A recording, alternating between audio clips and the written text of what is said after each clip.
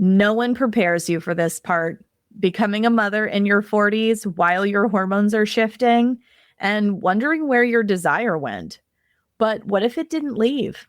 What if it's simply asking for a new way of being met? In this week's episode of Reproductive Rebel, I am joined by somatic sex educator Xanet Pailet to explore sexuality when motherhood and midlife collide and how arousal evolves through perimenopause. This is a conversation about tenderness, about pressure-free intimacy, about letting go of who you were and listening for who you're becoming. Hi, I'm Adrienne Irizarry. I'm an East Asian medicine practitioner who is passionate about women's health and helping women to live their best lives. My goal is to put you in the driver's seat of your health, offering holistic solutions for a symptom-free life. Statements made in this program are for educational purposes only and not intended as a substitution for medical consultation or advice. We do not claim to diagnose, treat, or cure any diseases. This podcast is inclusive and welcomes all gender identities. The focus of the program is on biological function, and we will use the term women throughout, but it is referencing physiological and social challenges for biology, not identity. Come as you are, I am happy you're here and welcome all performances of identity. I hope you find something helpful in this show.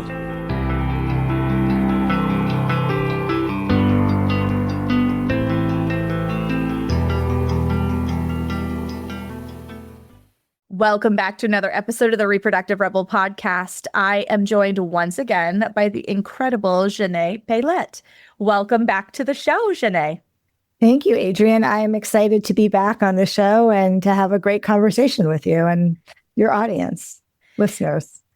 I loved having Xanet on last time. She is a sex and intimacy educator and coach, and we were talking about perimenopause and sexuality in the last episode. So if you did not catch our first conversation, I would highly recommend going back and listening to that conversation so you get a feel of Xanet's expertise. This would have been episode 8. Okay, so make sure you go back and check that out if you didn't already listen to it, or go back and listen to it again. But for those of you who are new to this conversation, if you could just give a little overview of who you are and what you do, and then we'll be off to the races.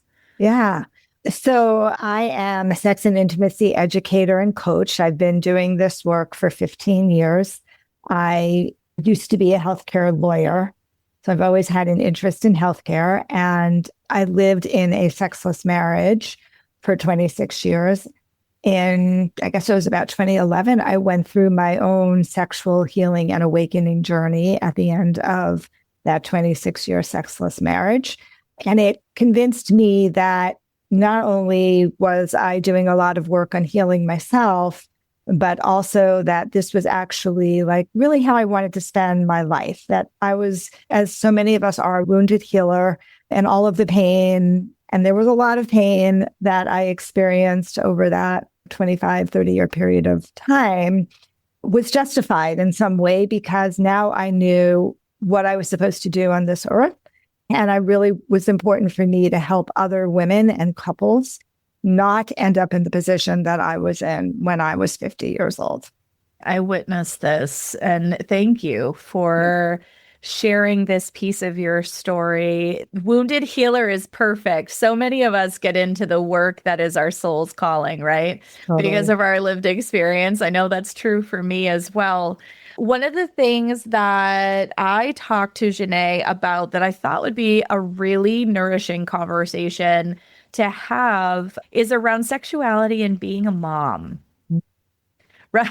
As she, for those of you who are not watching this on YouTube, she makes this face with wide eyes and then a slight eye roll. And I laughed because, yes, this is exactly how most people feel, because you are trying to juggle a connection with your partner while you have what my husband lovingly refers to our son as a miniature cock block.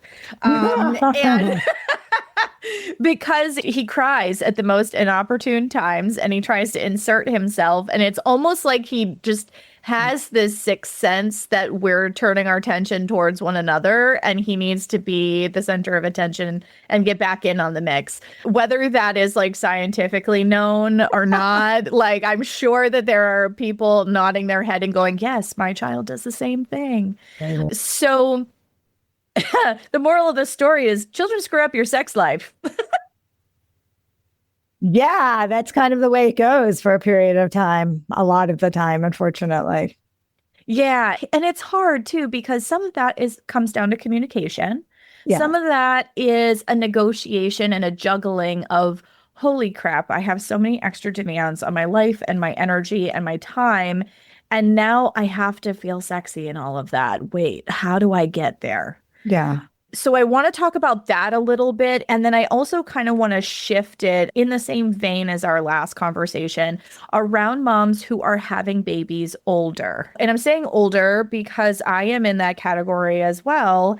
And I'm not a spring chicken, but I totally shed and refuse to accept the word geriatric or advanced maternal age pregnancy because both of those things are horrendous. Terrible. Who came up with that? There had to be some man who came up with that. Bullshit. I had wise woman pregnancies. Fuck that noise. Like wise woman pregnancies here. Exactly. So I lived my life and we're at a point where it was the right timing to have our son. And so there's a lot to consider there as well, both socially as well as hormonally. Yeah, for sure. Yeah. Very complicated. Becoming much, much more common because, more and more women are having children into their 40s and they are hitting perimenopause. And yeah, it's a different level of energy that you have. Your body responds differently to the pregnancy. There's a lot of distinctions between having a baby at 24 and having one at 44. So let's start with just pregnancy in general. You've come through being pregnant. Some women embrace it. Some women are like, stop the bus. I'm so ready to be holding my miracle on the other end because my pregnancy wasn't as smooth as I wanted it to be. So whatever camp you're in, you're now holding this and you've had this weird relationship with your body because of all of this shifting and changing. Absolutely.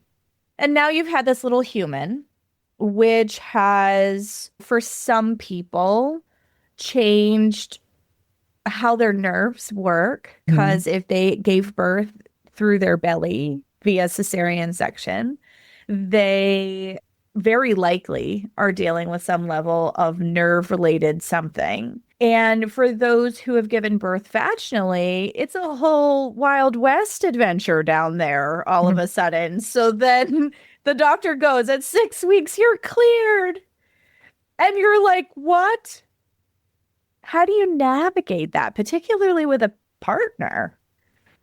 So, I mean, it's such a challenging, I think about the way we don't do it, but in the UK and Europe, how they actually care for moms postnatally, where they're given like so much time to rest and someone to take care of the baby. And they literally, I know this is true in England because I had a client in England who told me about this, but as part of their healthcare system, they literally have like pelvic floor therapists who, or maybe midwives trained as pelvic floor therapists who come in and do post-pelvic care work with moms, right? Because there's a lot of trauma giving birth to a child, whether it's cesarean, which has its own set of adhesions and scars and a lot of discomfort and pain, right? Or giving birth vaginally, where so many women, at least in my world, are still getting episiotomies, and that causes a lot of pain and a lot of discomfort as well. And I don't know that 6 weeks is really an adequate period of time to be able to think about having something inserted in your vagina at that point, both from a physiological component, but also from an emotional and psychological component. There's, as you know, right, this huge shift in hormones that are happening. A lot of women who are breastfeeding as well are dealing with like, oh, what's this now? All of a sudden, I feel like I'm a cow. And I find that a lot of new moms also, they are overwhelmed with touch. They're not oxytocin deprived They actually have too much oxytocin in their body, which makes them like not want anybody to touch them. I can't tell you how many new moms are like, I just want to be left alone. I have a baby at my breast all the time, constantly holding on to something. The last thing I want is for my partner to touch me. And I think that we have to give a lot of grace to that and say, like, yeah, like this is just a huge new experience that new moms are going through.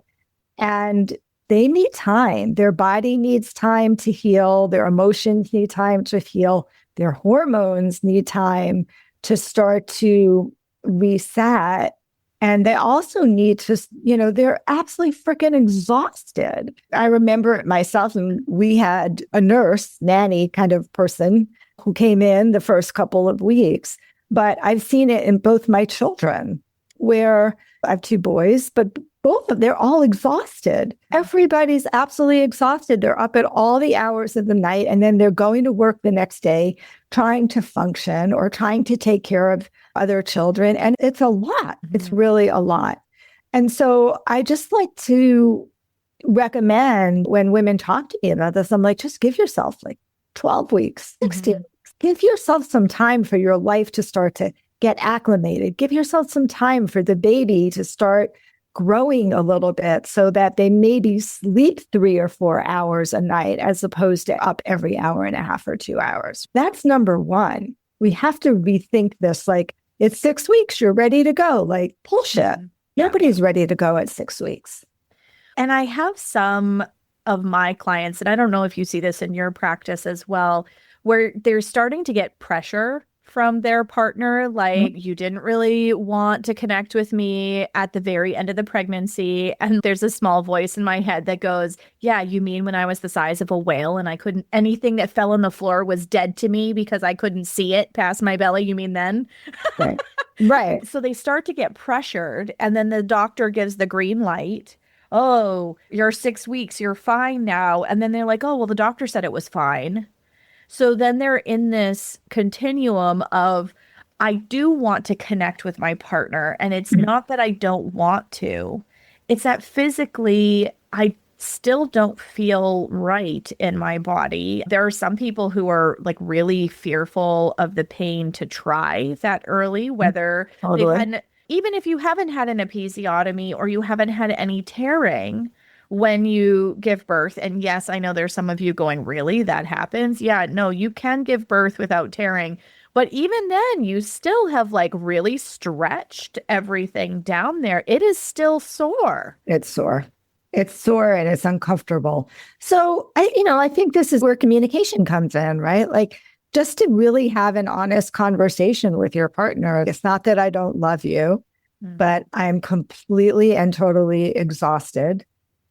I have no libido, which most new moms have absolutely no libido. Like, sometimes libido takes 6 months to a year to really come back. And a lot of that has to do with not only the adjustment of the hormones, but just having a little space in your life where, you're not having to hold this precious little human every minute of the day. And so having some realistic expectations going into the pregnancy and then seeing what happens afterwards is really what I recommend. And I think most partners, the clients I've seen, the couples I've seen, like the men are like, oh yeah, I get it. It's really hard for you. I miss you.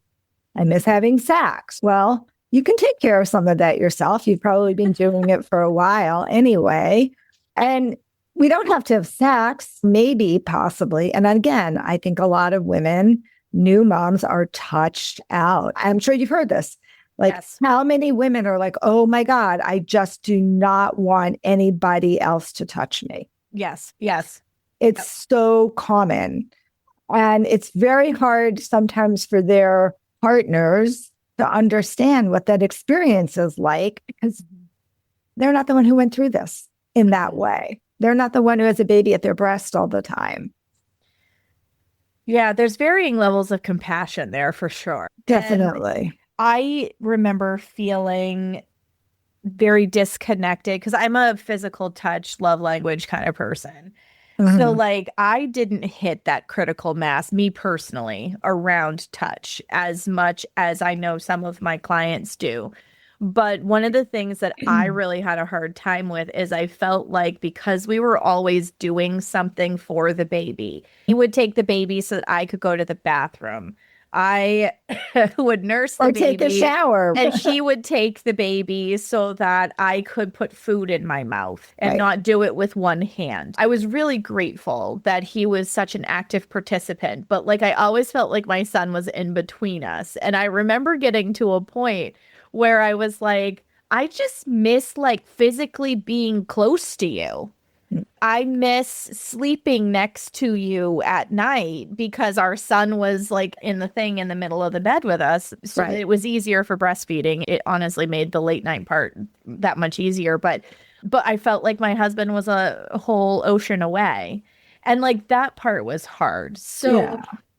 I think it's really important. And that's why part of the reason why I wanted to start this conversation is I don't think we talk nearly enough about you've come together and you've created this life, but then that life after requires renegotiation It does.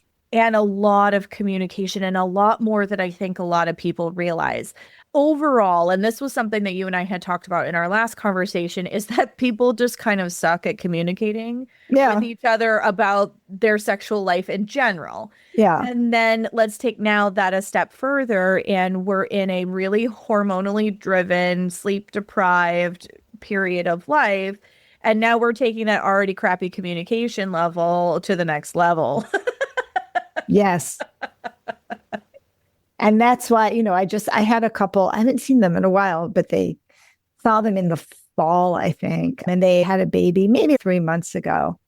And a lot of what you and I have talked about, she was in her 40s, they had IVF, right? So there was a whole fertility journey that they went through, which was very traumatic for her still. The shots, the pain that she went through, the procedure. And she just had no libido whatsoever, nothing. Like she couldn't find it at all. And he was very lovely and very considerate and very patient.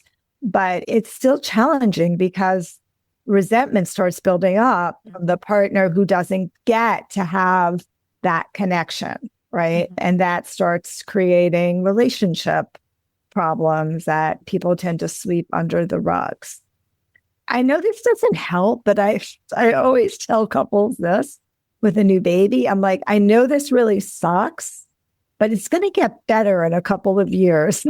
I know that's hard to say. I'm not saying you're not going to have sex for 3 years, but I want you to know that things will get better. Of course, if you have another baby, then you're, as many people do, then those first 8-10 years of children, it's really challenging. And children do screw up people's sex lives.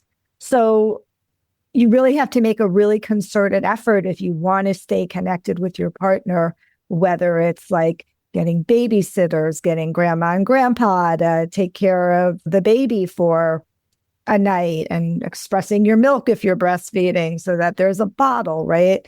Some of those activities, some of those other people taking care of the baby so you can have a little bit of time together. And that often doesn't happen till month 4 or 5. Yes. Well, and like body dysmorphia is real. Yeah. Like I can tell you that me personally, I had a really hard time with my husband coming anywhere near my chest. It felt like there needed to be a separation between church and state. This is where I'm currently feeding my son, and it's weird swinging back and forth between this milk cow utilitarian function and this being sexualized. And my husband didn't make it weird, and I'm so grateful for that, because if I leaked, he wasn't weird about it. But it just felt strange to me because the activity of feeding my son is so mechanical. And like, I just had a really hard time in my brain to separate the two. So like, your skin's different, your boobs are different, you're losing your hair postpartum. Like, it's really hard to not only the hormonal piece of it, because when you're breastfeeding, it's designed to suppress your libido, right? So that you have enough resources on board in order to be able to nurse this little person. But There's also a big psychological part of it too, in terms of I'm readjusting to a new identity. Mhm. Even if you've had kids before, it's a Mhm. new identity.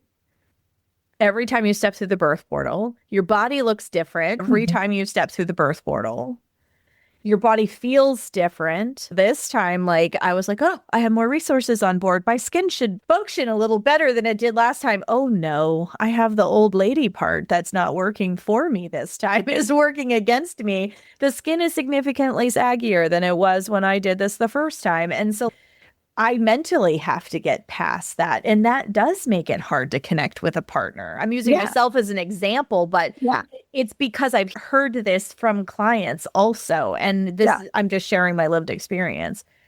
Yeah, no, I mean, that body dysmorphia after pregnancy, during pregnancy is a huge issue for women, right? And so many women like struggle to get their body back. Mhm. But yes, there are some things that are never going to change unless you have plastic surgery. Yeah. That's the reality. And I think in particular, Adrienne, and your experience is very similar to a lot of experiences I see from many of my mom clients. Some women, I don't say many, but some women really have a hard time letting their partner reconnect with their breasts even after they're done breastfeeding, because there's this like psychological change that happens that my breasts are no longer sexual.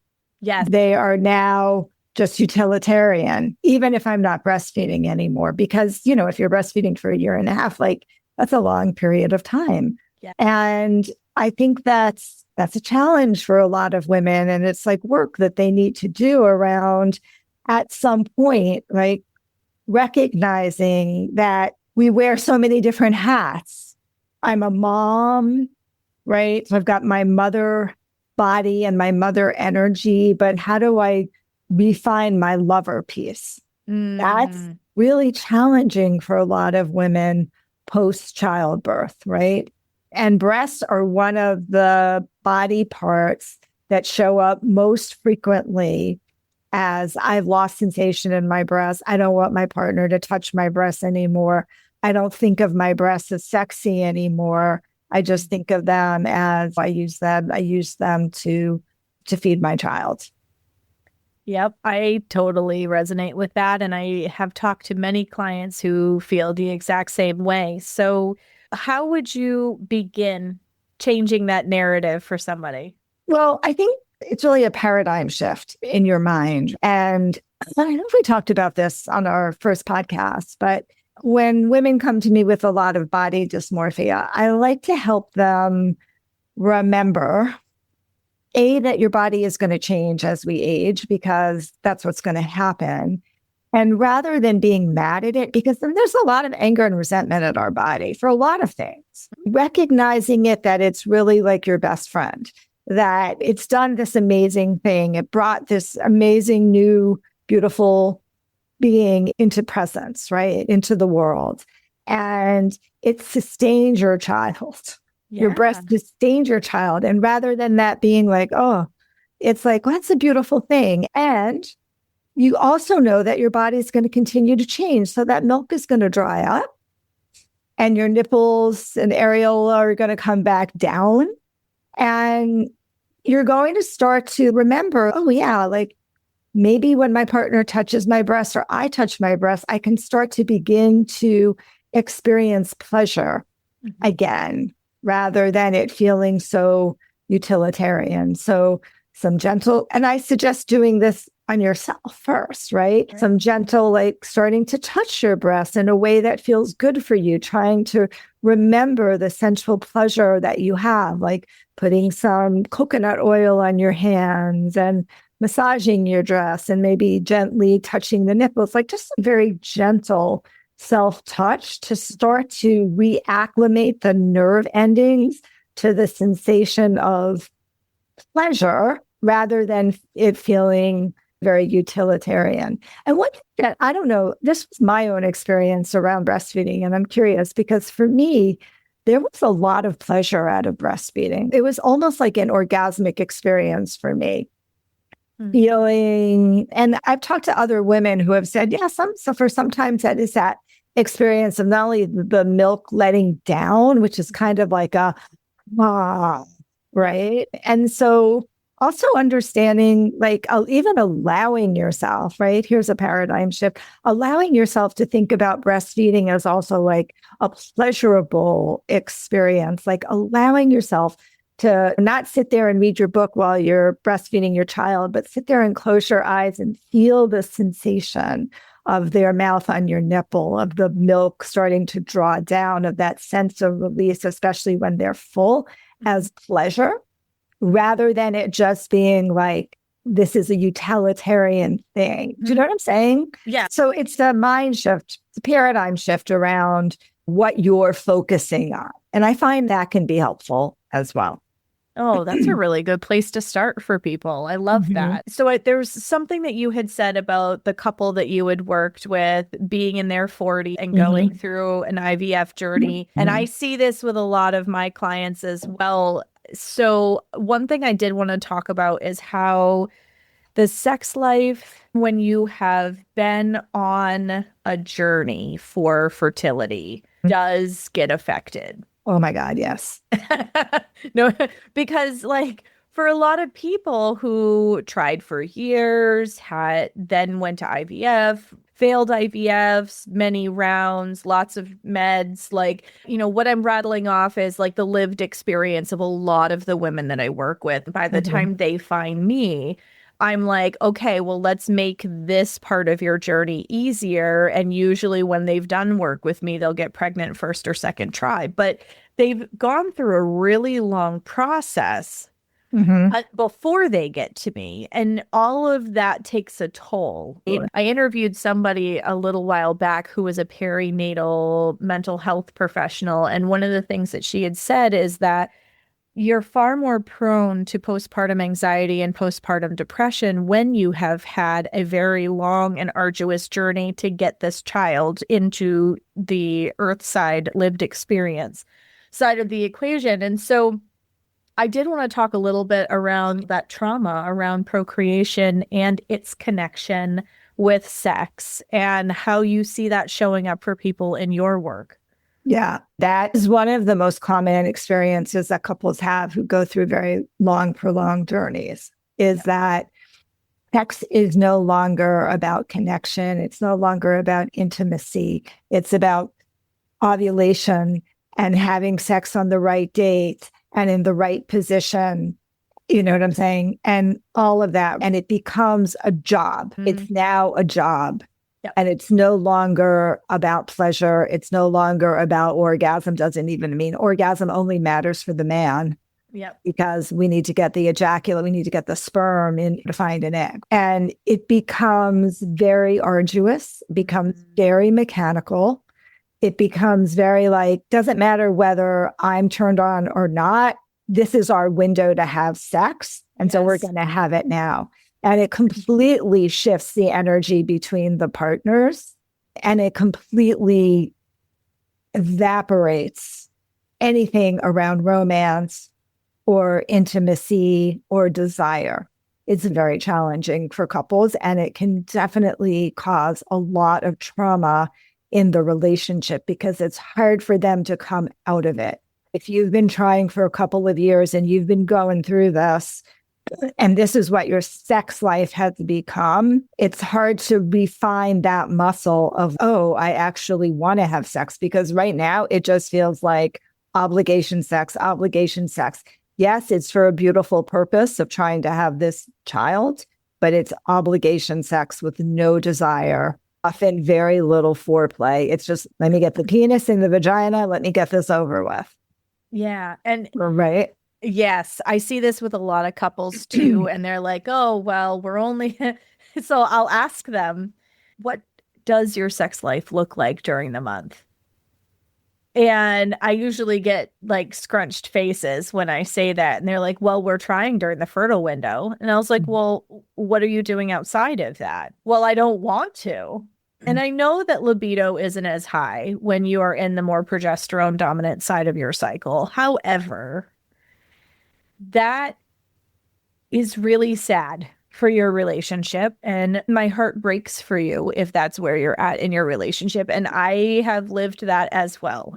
Many years it took before my son came into our family, and for a wide variety of reasons. But, there was a point in our relationship where we were several miscarriages in, where it did start to become very mechanical. And I missed my husband. And yet the voices in my head are the same as the ones that I hear in my clients, which is, but this could be the time that we get pregnant. So we're doing the things. We're doing the thing, right? And so the part that you're missing, however, and it took me a couple of years through my own journey, as well as working with my clients, to really have it land that there is such a huge energetic component to conception that losing that intimate connection with your partner actually creates a bigger roadblock in the conception journey than the physicality of it. Like, people go to their doctor and they say, I've been trying for 6 months with unprotected sex and I haven't gotten pregnant yet. And so then they automatically throw them into an infertility protocol. We're going to run a whole labyrinth of tests. Sometimes they do the semen analysis. That one blows my brain that it's not an automatic default. But then it becomes a gauntlet. Like, these are the days you're supposed to try. We're doing scans in order to make sure that we know that you're ovulating or that you have a follicle that's been released. And, oh, that didn't work. Okay, now we're going to throw meds into the mix and make sure that you're ovulating. Oh, now we're going to add a trigger shot to make sure that egg is releasing. Like, it escalates. It does. Right? And it escalates really quickly. And as those interventions start piling on top of itself, your ability to be like, hey, I miss you as a person. Can we just be intimate for the sake of being intimate starts to dissipate because you're exhausted going through the mechanized process. Yeah, totally. It's totally true. And I don't know how to address it. I mean, at the medical level, I mean, these are the protocols. And yes, I agree. I totally agree that the energy between two people allowing the body to open and have orgasm, which is actually, I think, very important for fertility. I'm sure you would agree with that. I do. Really allows conception to happen. Mm-hmm. And what I would say to you is, if you're in this situation, is for a couple of things. Yeah, you probably have to stay with the protocol if you're on the fertility protocol and you're not seeing Adrian, but you should probably see Adrian, right? Not everybody can see you. But the times when you're not, quote, in the ovulation window, right, should be a time where you're not putting pressure, but you're having connection with each other. So you don't have to have intercourse. You don't have to have penis and vagina intercourse, but there should be opportunities just to be with each other, to touch each other sensual, to give each other a sensual massage, to have a makeout session, to try to remember, oh, there's this intimacy underneath all of this. But it's really hard because the fertility thing fucks with people's minds. Yes. And their nervous systems. There's so much anxiety related to it as well. And we know that anxiety shuts down a lot of different processes that need to happen during conception. So it is a challenge, but being aware of it is one of the first things. Be aware, notice, think about, what do we have to do? Yeah, maybe you don't want to have intercourse because it's just seeming so mechanical these days, but there are ways that we can still connect with each other. And this is true with anybody who's having sexual challenges or there's some sort of medical issue that's going on, right? There's still lots of ways to connect with each other erotically and sensually that do not have to end up or involve or end up in penis and vagina, what we call PIV sex. But I do understand, and I have so much compassion and empathy for couples that come to see me that are really struggling around this. And then once they finally have had a baby somehow, this still is there all the time. They haven't been able to overcome the trauma of that whole experience of sex changing from something that's beautiful and intimate and relaxing and fun to something that's mechanical, necessary, and has a lot of pressure and goals and expectations. Everything that makes your sex life bad is associated with infertility protocols and treatments. And I totally get that. But let's take this a step further. Yes. So we're talking this trauma aspect of it, but now for those who are, in their 40s and having babies, now we've got hormonal things that are happening on top of that. How does that shift the libido equation under normal circumstances, let alone postpartum?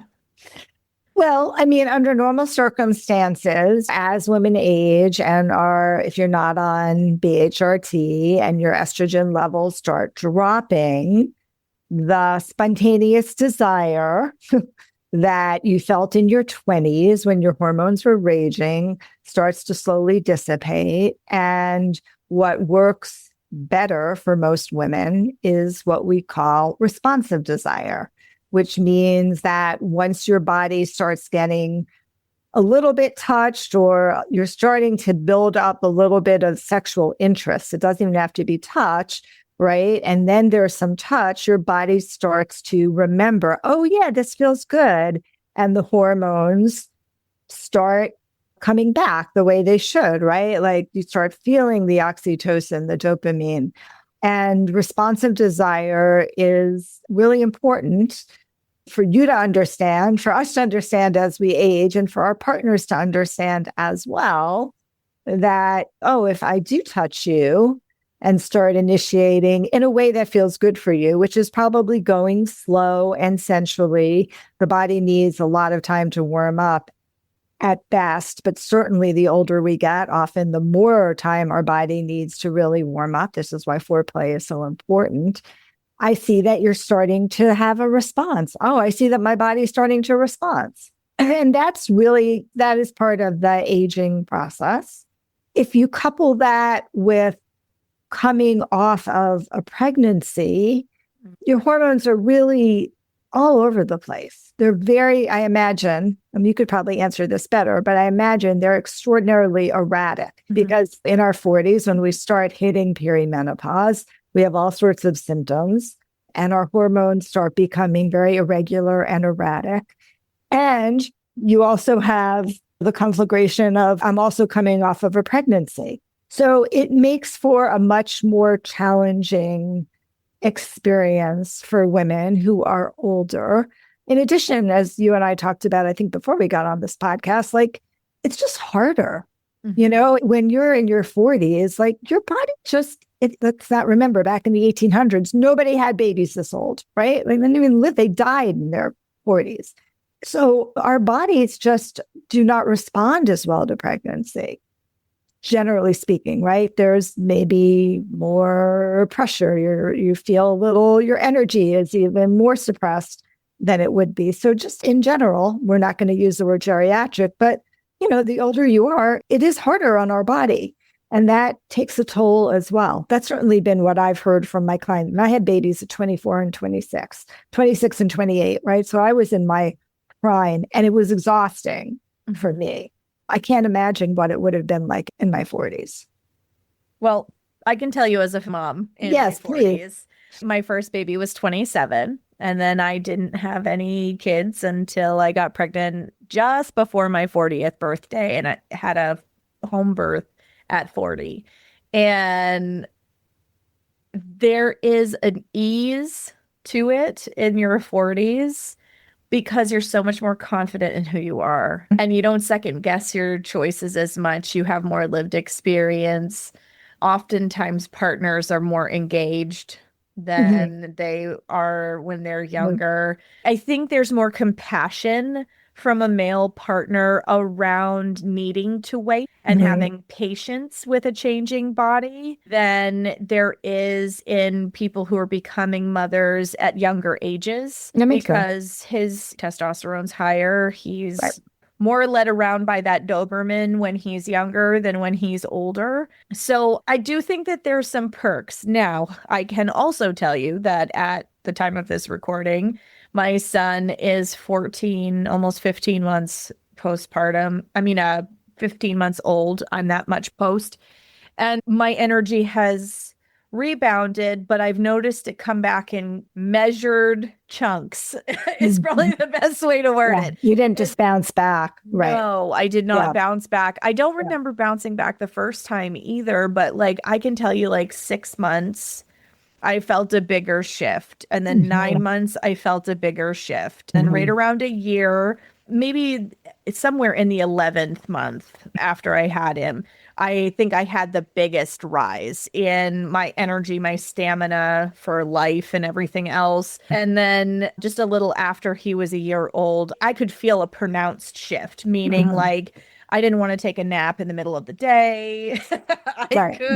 Like on the days that I could lay down and nap with my son, it was great for quite a while there. But at this point, like I feel like I actually have the energy to do things while he's napping and it's not tanking me and I'm going to bed at a normal time. And so like energetically, I feel a lot better. My cycle tells the story that my body is a little tired still in terms of what my flow looks like. But, you know, I don't necessarily like Chinese medicine belief is that as long as your body's in balance, you can have babies all the way up until your periods end. And that as long as your body's well resourced, it's fine. Now, they don't recommend having lots of babies during perimenopause, but it's something where, you know, what you put in is what you get out, right? Yeah. So it's been a different experience being postpartum in my 40s, but I do think that one thing that I have been navigating and I thought would be really interesting for the listeners is essentially this, I'm going to call it this duality between like mom and postpartum life and having your hormones change at the same time. Because I hear a lot of people, this isn't my lived experience, but I do hear from a lot of my clients that fall into this age bracket that they feel like they're broken. Like they look at their partner and they're like, I'm married to a very attractive man. However, there's like this disconnect between I'm having the thought that you're beautiful and I'm appreciating you and I'm looking at you, right? But I'm not feeling any of the bells going off in my body right now. And it's not you. So that's why I wanted to have this particular conversation. And it does, like you said earlier in this episode, it really does come down to communication. But I think part of it is understanding what's happening so that then you can communicate it more effectively to your partner. And I really believe that a lot of women suffer in silence and in the four walls of their head thinking there's something quote unquote wrong with them. Yeah, that they're broken. Yeah, that's definitely true. Well, I mean, it's interesting. If we weren't talking about post-pregnancy and we were just like we did in our last conversation talking about menopause, I would also say, I'll just throw this out. This is probably not your experience, but for a lot of women, maybe they weren't having great sex to begin with. Like maybe that sex wasn't that wonderful. Maybe they didn't feel that intimacy. They didn't feel that level of connection. They didn't even maybe feel the emotional connection that they wanted to feel. And so perimenopause and menopause then becomes the excuse often to stop having as much sex because it was never that great to begin with. And I still hold that to be true because I've seen it, as we talked about it. I've seen women who are in their 40s and 50s who weren't having any sex and had no libido. And then they left their marriage and then they met somebody else. And then all of a sudden they're fucking like rabbits, right? They just want to have sex every day because that new relationship energy is there. And that negates everything about the fact that menopause was what's causing your libido to die. I'm so glad you said that. And I will hope everybody really listens to that. And I know that that is going to be triggering for some of you because it means that there's something out of alignment in your relationship. And some of you listening to that will go, yes, I know there is. And some of you will go, I can't imagine. But then there's this little bell in your body that's going, oh, there's some truth to that. Sex has become a little boring. We're doing the same thing over and over again. Yeah. I'm not really getting all my needs met. I want to, a lot of women, I find this to be more true. Okay, big broad generalization, y'all. But in general, my big broad generalization is I feel like many women get bored a lot easier in sex than men do. And you wouldn't think that to be true given all the porn that's out there and whatever. But I think that's really true in the context of a relationship. I think so. I would totally believe that because women are far more cerebral. Yes. Like we're the ones that read the romance novels because we construct the narrative in our head and we have the language. Here's my master's talking, the language processing capacity to understand azure skies. Whereas if you said that to a guy, their brain goes, Azure, what is Azure? And like their brain is like, I can't process, does not compute. But if you said blue, they're like, oh, okay. Although a woman would go, well, what shade of blue? Because we have that multidimensionality when it comes to language and that type of thing. So I completely believe that because women are looking for that romance novel, multidimensional kind of sexual experience, and men are like, the P goes in the V and we're good. And we're minutes, good. I'm done. Well, I'm happy. And, men say that all the time. Yeah. And I'm just like, yeah, but you're not in a woman's brain. You don't understand that women get bored easily. We do. That's why we're constantly multitasking. Yeah. Well, and we have this awful collision at the same time of we're more responsive desire and our male partner's stamina begins to change. True. So like they become, not to be crass, but more of the two pump chump variety. And the woman is, oh, we're already there. Okay, great. Yep. No, I love you too. Like that's where they're at. They're like, oh, wow, I didn't even get a chance to feel anything, let alone, you know what I mean? And it's not that he doesn't want to please his partner, but like his body is also changing.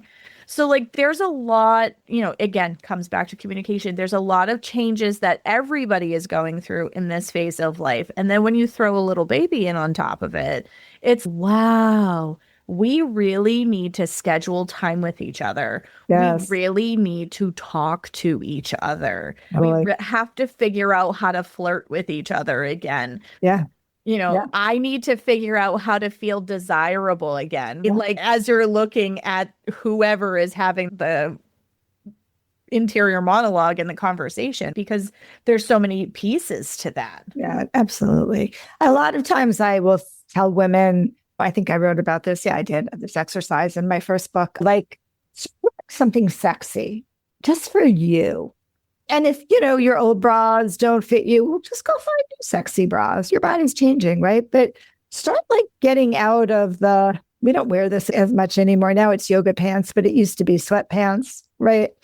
Get out of your sweatpants. Get out of your yoga pants. Yoga pants are sexy though. Put some sexy underwear on. Put a sexy bra on. Put some music on. Just dance, close your eyes and move your body, right? Like we have to start to get back into our body and feel our sexy as well. Like that's very important for women to do, especially when we've kind of been shut down after childbirth. Absolutely. We become very disconnected. Pregnancy makes you feel very embodied. Birthing makes you feel very embodied. And then afterwards, there's this huge disconnect. Yes. And one of the things that could be really helpful, because I know that you're looking into it, is, working with a pelvic healthcare PT therapist. But if you can find a sexological body worker, that can be very helpful for women postpartum. Like if they're 12 weeks out, just to begin to release some of the trauma in the body from birth, because that's another thing. And we really didn't talk about it. But so many women, and I've worked with so many women who have so much birth trauma, like from so many different aspects, having a C-section when they weren't expecting it, feeling like things happened in the delivery room that they did not want and did not actually consent to. You're so vulnerable during that stage. And then literally having physical birth trauma as well. So that is a huge piece for a lot of women. And again, like the opportunity which we hold in our body, right? The opportunity to be able to release that in a safe way with a practitioner is very powerful and extraordinarily healing, and also allows you to start to, once that trauma leaves, it allows your libido, your sexuality to start to come back online. I love that. That's a really great point.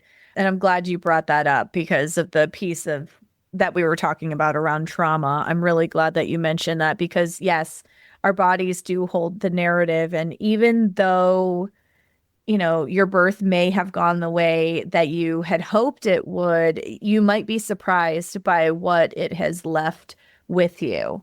And so, yeah, that's incredibly important, I think. If you were to leave our audience with any final thoughts, what would those be? Final thoughts. Well, I guess my final thought would be like, trust your body. Like, trust that your body will recover, will heal.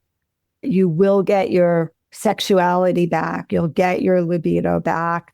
But listen to your body. Don't push it. Don't push her. Let her come to you. I love that. So, Xanet has a book that is out now. So, if you could talk a little bit about the book and how people can find you. Yeah. So, my new book that just came out is for couples. It's called The Sex and Intimacy Repair Kit: How to Enhance Communication and Create a Lifetime of Passionate Intimacy. And that book is about how to actually create the foundations for what I call passionate intimacy, the third stage of relationships, the one that will get you from 10 years to 40 years in a long-term relationship. And so we talk about all of the foundational steps of emotional intimacy and vulnerability, learning the importance of how to repair conflict and really understanding where conflict comes from. And then some of, for me, the very key components around a healthy sexual life that we don't talk about that often. And it's an interesting read. People tell me it's an interesting read because it's pragmatic, but it's also very dialogue based. So I basically take you into a coaching session and you get to work with a couple through mostly the entire chapter and see how their relationship starts to evolve as there are teaching points that are happening, and tons of practices and exercises as well for you to work with your partner. I love that.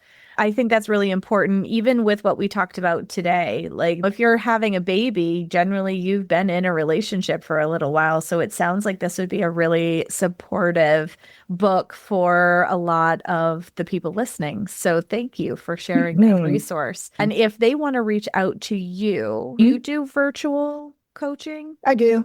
So the way to reach out to me is go to this website, which is howtoimprovemylovelife.com, where you will find a new tool that I've created recently. It's called the Intimacy Equation Quiz.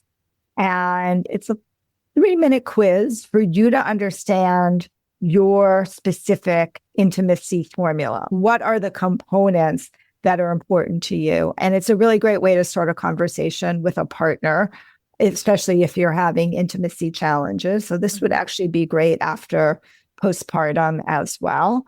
And to understand each of your own different formulas and how they connect and relate with each other. And that will be the doorway into me and my world. I love that. So we have all of Xanet's contact information in the show notes. So please reach out to her, explore that quiz. It sounds like an incredible tool. Thank you so much for coming back for another episode. I'm so grateful for your time and sharing your wisdom with our listeners. Thank you. Thanks so much for having me back, Adrienne. As always, it's a pleasure. And until next time, everybody. Thank you for joining me for another episode of Reproductive Rebel. Reproductive Rebel is recorded by certified peri-steam hydrotherapist and acutonics practitioner, herbalist, and Chinese nutritional therapist, Adrienne Irizarry of Moon Essence LLC. If you are interested in setting up an appointment for one-on-one support, ordering from our store, or checking out our course offerings, visit our website at moonessence.life. Be sure to subscribe to our newsletter and get insider information on upcoming events and offerings. Join the conversation. Like and follow us at MoonEssenceMe on Instagram, Facebook, or LinkedIn. Your voices make this program possible. Thank you all for your continued support.